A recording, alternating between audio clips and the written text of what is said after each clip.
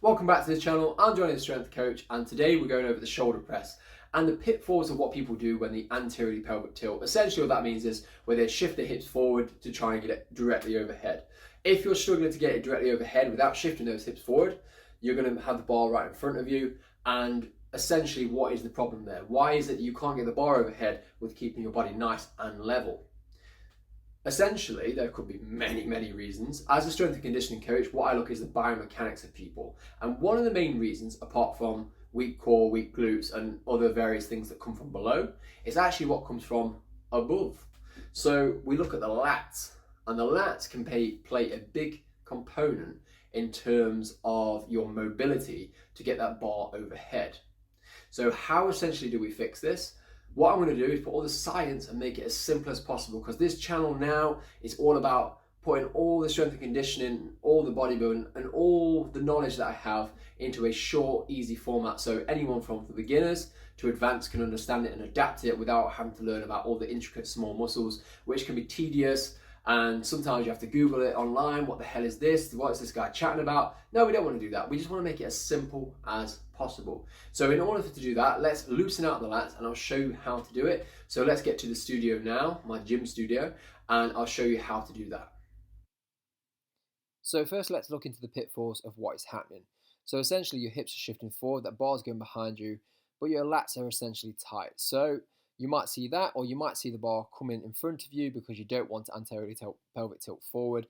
So your arms are now coming forward because you don't have the lat mobility. So how do we get to this position right here? Well, the best thing you can do is this. It's a reverse lat pull down. So essentially what you want to do is get into core position, drive it up, and then control yourself down 4 seconds with scapular retraction until you reach the bottom of the movement. Drive it up and then down, 1, 2, 3, 4. What essentially this is going to do, arms fully lengthened out of course, is going to give you great lat activation, because in the eccentric movement, that's the lowering portion of the movement, that's when you get the most lat activation. That is now going to prime your muscles ready for an overhead press to have your shoulders and lats as loose as possible. Now I know what you're going to say, Johnny, I can't do a pull-up. That's fine, I got you beginners covered, man. So what you want to do is actually a pull down instead. So first we're going to go at the starting position. You're going to drive it down, lean back ever so slightly, and then on the upwards portion, you're going to lean slightly forward so your shoulders are then covering your ears on the way back up, fully extended with scapular retraction.